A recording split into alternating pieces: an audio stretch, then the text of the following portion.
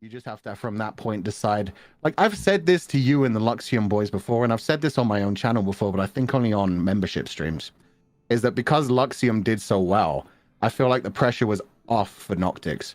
Well, I personally showed up and I was like, because I had even said during the interview process, it was just straight up like, I'm never going to have a big fan base, but I want to have a fan base that are like devoted. I want to be devoted to my fans and give them what they want, and like I'm going to be into specific interests, and I'm not going to hide the weird specific interests that I'm into.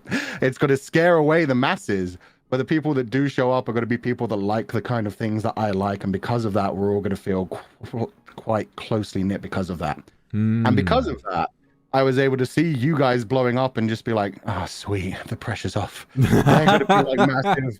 I'm going to fade into the shadows of obscurity. It's going to be fucking great. So yeah, at first it was like a scare thing where it was like, oh no, that's too much pressure. And then I was just like, no, fuck that. That's a good thing. I never wanted to get into this to be like massive. I wanted to get into this to just be able to share my interests and have a good time.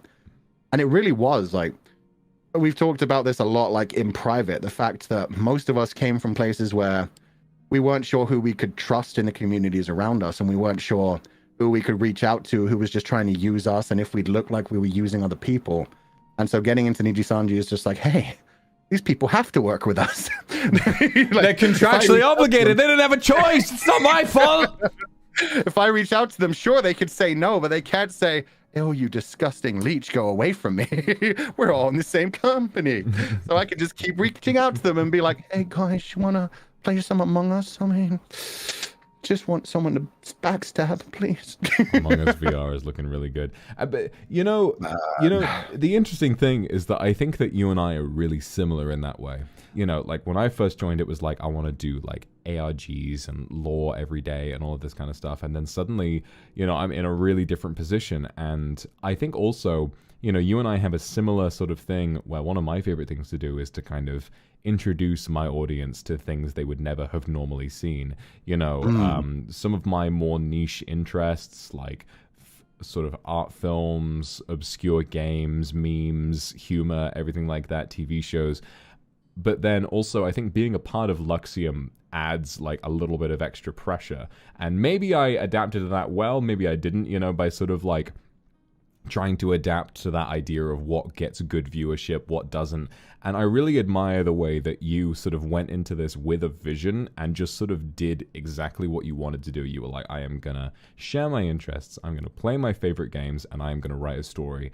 And that's all, you know. And I really admire how like you just have this really devoted fan base who love you for having done that. And I think that without Niji-sanji, it's so difficult to grow something like that, where all you are is yourself, but people love you for being yourself. Like, for me, when I first joined, I was like, I need to be this like super mysterious daddy character who everyone is like, oh my god, he's so cool. Oh my god, he played Dark Souls for 8 hours in his first week. Oh my god, he did this. When in reality, I'm a fucking like impossibly like a neurodivergent gamer who barely remembers to wash himself and wakes up 10 minutes before stream and cries every day. And people like, but the weird thing is that when that becomes public knowledge, everyone is like, hey, we like you anyway. I was like, huh?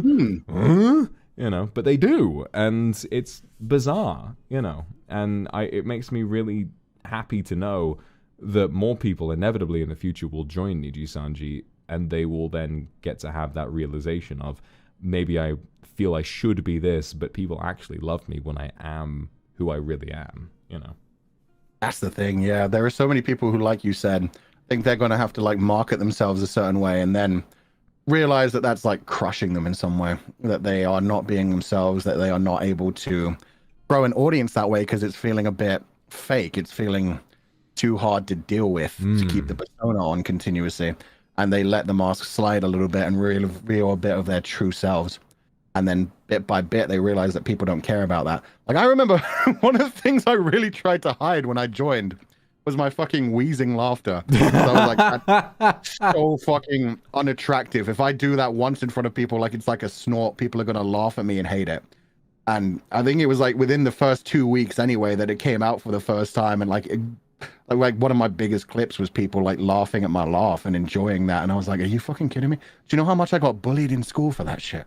Do you know how much people used to hate that shit?" Your laugh is the you greatest fucking thing. It just lightens up any situation. And I had the same thing. I remember before I debuted, I was chatting with my friends, and I genuinely said like, I don't know if I'm doing the right thing here. Like, do I want to be this mysterious character? Because to be honest, when I laugh or when I get excited, my voice gets really high-pitched. And I was like, do they want that? Surely I should have a deep voice all the time. Surely I should have this deep, like, daddy dom voice 100% of the time. But then it turns out people absolutely love it when I see that picture of that content-aware scale dog, and I start honking in this really high-pitched voice. And it just absolutely killed me. I've never laughed that hard on stream before, and I hope I get to laugh that hard again because it was fantastic. I've watched clips of that a bunch of times and I listened to it and I'm like, yeah, I'm so glad I was having a good time, you know, and that people like actually enjoyed that as well. We get like a bunch of us together, that kind of feeling ends up happening. We get to the point where we forget we're streaming, and we're just gaming. That's probably one of the weaknesses of us as ni ji-san ji members, is that there gets to a point, especially when Luca's around, where we just start sharing memes ourselves on the Discord server that would get us in trouble if we shared on the stream, because it's like, well, you can't just show that.